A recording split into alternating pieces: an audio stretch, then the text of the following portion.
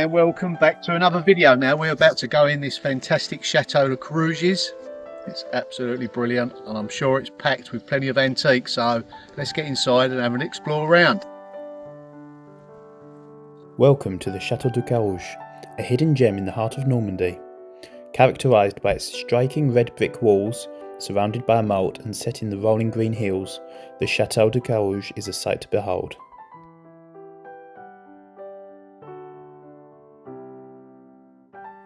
Beyond its beauty, it has a rich and fascinating history.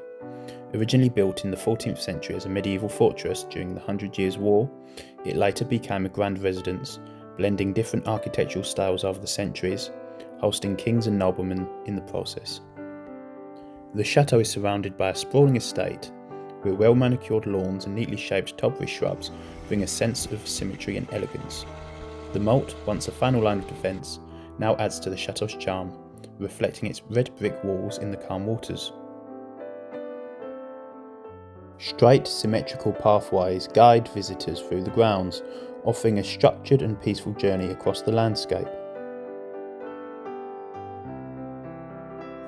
What a perfect way to spend an afternoon.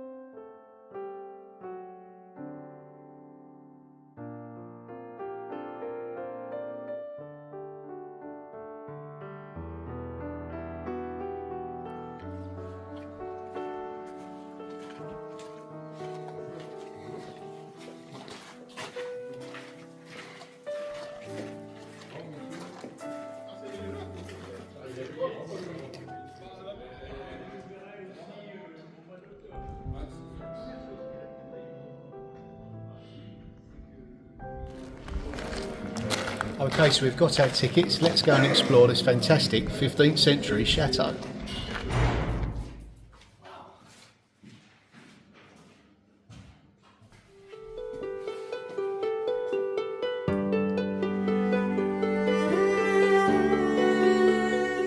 So we're in the ballroom at the moment. The place is absolutely empty. We've got a guide that's going to help us as we go round, but what a fantastic place.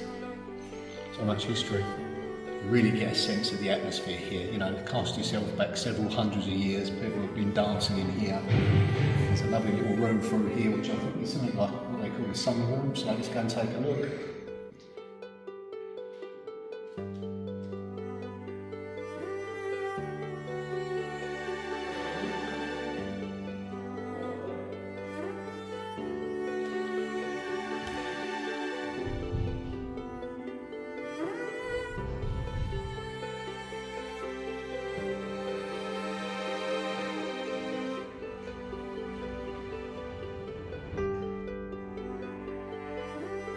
So now we've got something for all those antique lovers. Take a look at some of the furniture in here. It's all period, and it's in its right place. Here we have Le Grand Salon, or the stateroom in English, a fabulously opulent room furnished with period armchairs, regency chests and gaming tables from the 17th and 18th centuries, when nobility and royalty would have roamed the halls. Above the fireplace we find the portrait of King Louis XIV, also known as the Sun King, one of France's most formidable monarchs. We also find the portrait of Cardinal Jean Le Veneur, once proprietor of this fabulous chateau. He was also advisor to King François I and helped finance Jacques Cartier's first voyage to Canada.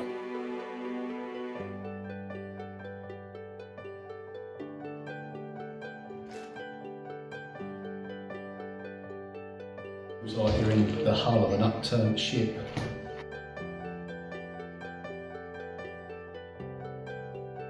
Just take a look at this strong box. There was no way you was getting into this if you wasn't meant to. Look at the mechanics on it. Considering how old it is, you know, hundreds of years old. Yeah, they made things to last.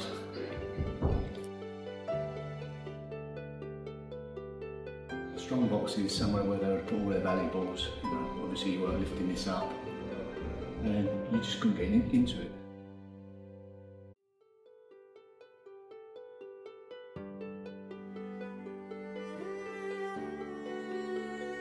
I think you're going to need your sunglasses on for this one.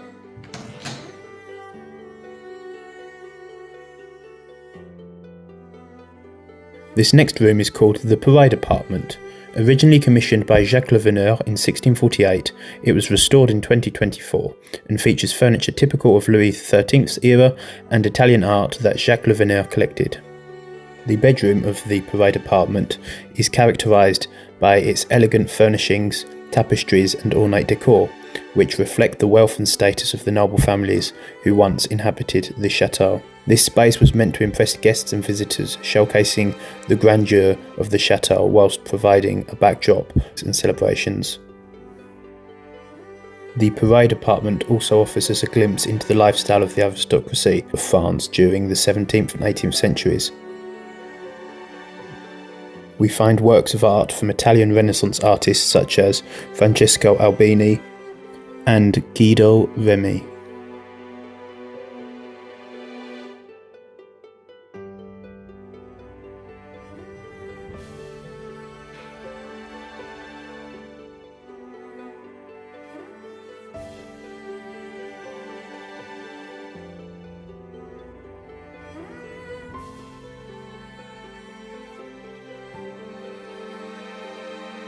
Here we have the portrait room, named so for the numerous portraits adorning the vibrant orange walls.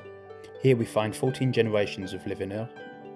General Alexis Le Veneur had the portraits of his ancestors arranged and annotated on display in the 1950s.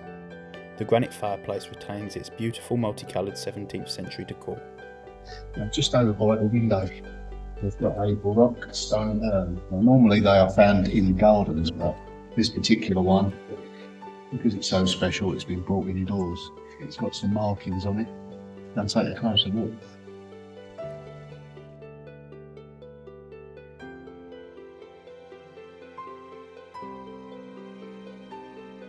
So the L and the V is the family initials, Le Veneur. And look at the beautiful painting on the stonework. You know, you think back in the day, you think they're all dark and gloomy places, but they were really nicely decorated with some real vibrant colours. Next, we have the summer room, named so since it doesn't have a fireplace, making it more suitable for the hot summer days. It's one of the smaller rooms on the floor, yet one of the most elegant. We can just imagine the courtiers sat on these chairs, spending all afternoon playing chess in the cool room, whilst the servants downstairs slaved away in the hot kitchens.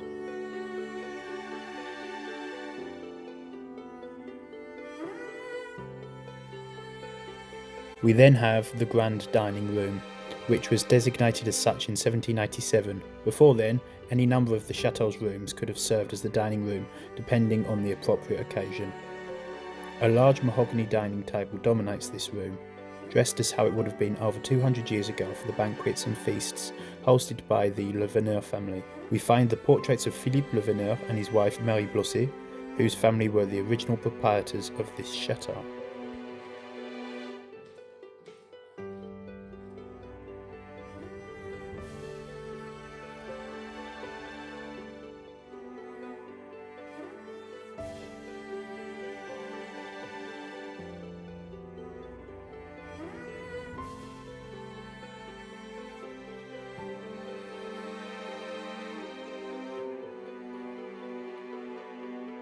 Now we're going down to the kitchen, which is probably the best room in the house for me. So what we have here is a selection of coffee and pepper grinders. Now we take it for granted now, just a little twister, but back in the day it was quite a different affair. As you can see, we've got these large mechanisms to crush them. And these would have arrived probably around the 19th century in France. Right, let's go in and have a look. Time to step into a Renaissance kitchen. Situated on the bottom floor, we then have the kitchen. Established in the late 1700s, this room would have been a hive of activity, with over 20 people working down here, all of whom were essential to daily proceedings for the chateau. The kitchen retains a great collection of traditional kitchenalia and copper pots, which would have been used during the period.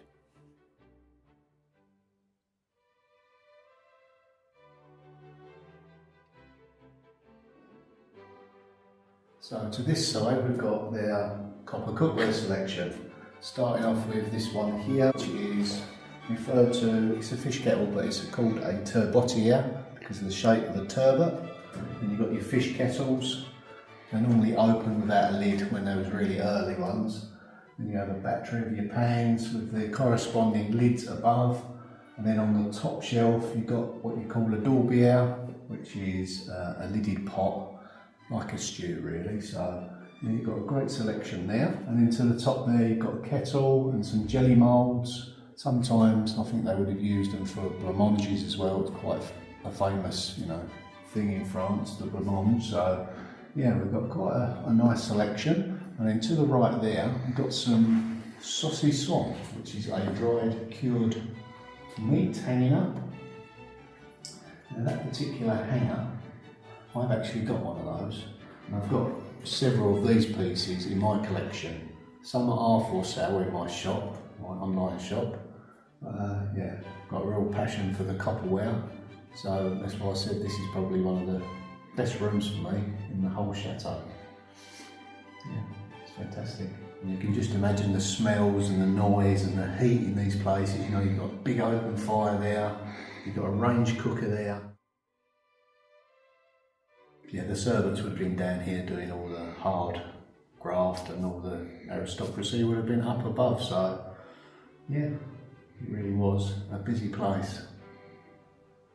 Just this lidded pan here, it's quite an unusual shape. Can you see it just there on the floor? Yes, it looks a little bit like a guitar case almost in shape. Yeah, I think that's actually for a ham. Yeah. So yeah, a big ham would have gone in there. It's the only one I haven't got in my collection, actually, one of them. I see one once, it didn't have its lid, and even so I still regret not actually buying the body, because I may have had the lid made for it, but it's on my wish list. And this is what it would have cooked.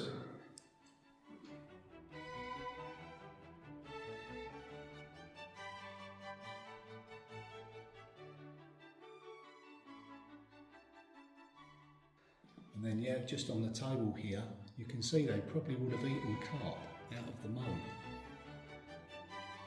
So in the 19th century, the range was added and this fireplace was modified slightly to accommodate that.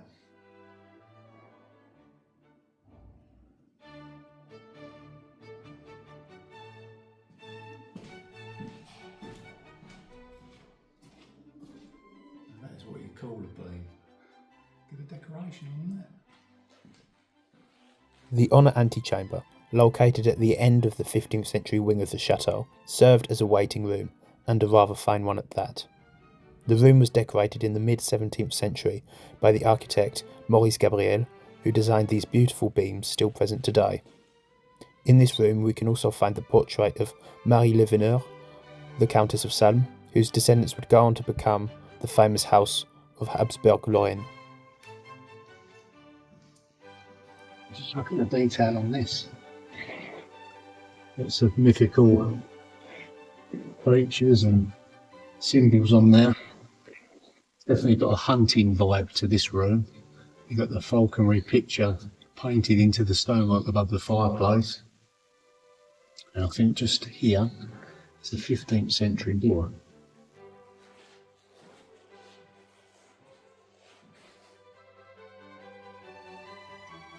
Just look at this fire there, 1742.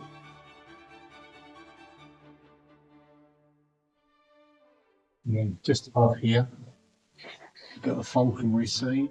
Take a look at this beautiful fresco painted in the 16th century, depicting a hunting scene with a falcon and falconer set on the chateau grounds. Here we have the north room, also part of the older 15th century wing built by the Blosset family. It was once the entrance to the chapel, where we see the arch today, which was unfortunately destroyed in the 18th century.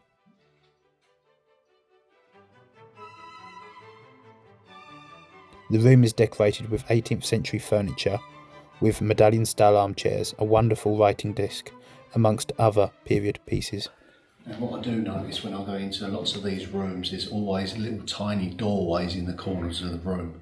Now what that would have been is like discreet access for people that were scurrying around, maybe some of them that shouldn't have been.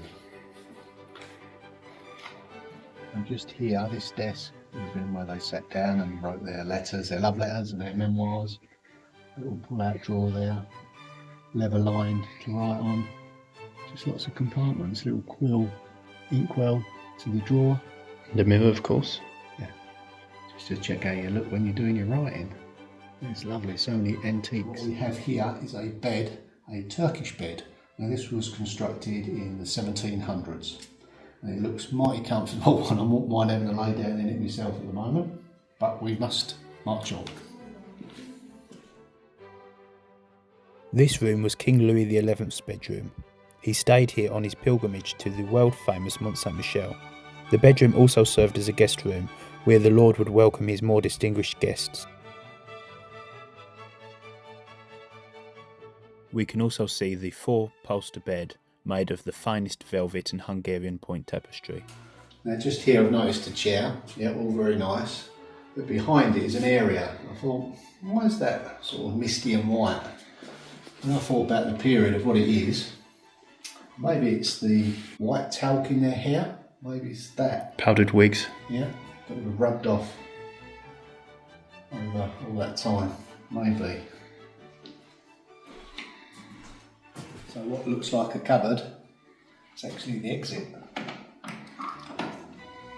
We're in a spiral turret at the moment, which stairs lead you down to what's referred to as the hunting room. It's absolutely fabulous.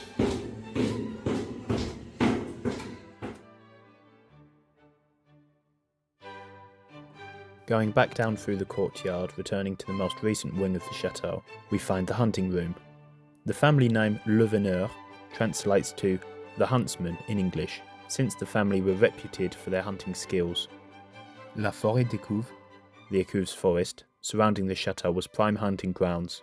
Many travelled from far and near to hunt here. The hunting tradition was a passion for Henri et Hubert, Ferraud de Falandre, who occupied the chateau in the 20th century, and today we can find their collection of hunting memorabilia.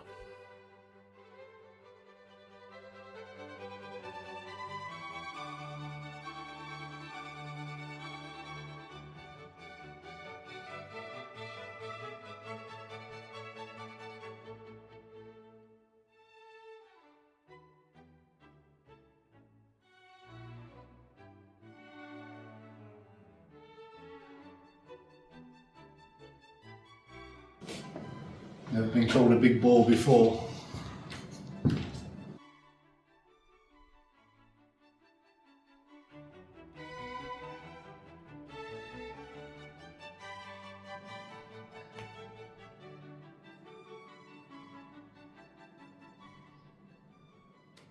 Now this is the last wolf to have been reportedly killed in 1888. It weighs 40 kilos, it was killed in Normandy. And they say in 2020 there's been sightings of the wolf back in the area again.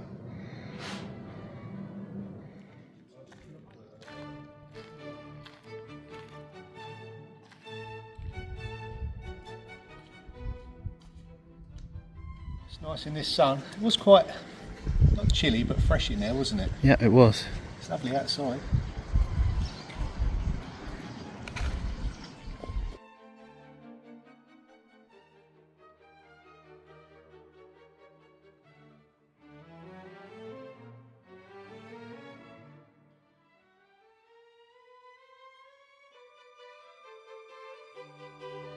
What I find fascinating about this particular chateau is not only are most of the rooms complete and all kitted out with the authentic furniture, it's the actual chateau itself. Now normally they're big blocks of granite, which there are some here, but this one is quite different because it's got small, very intricate red brick, clay brick, and it really does give it a unique look, I think. A little bit of repair work going on, as you can imagine with these old buildings. They do need to be looked after. But yeah, it's in fantastic shape, I'm pleased to report. Right, now let's have a look at the gatehouse. That's spectacular in its own right.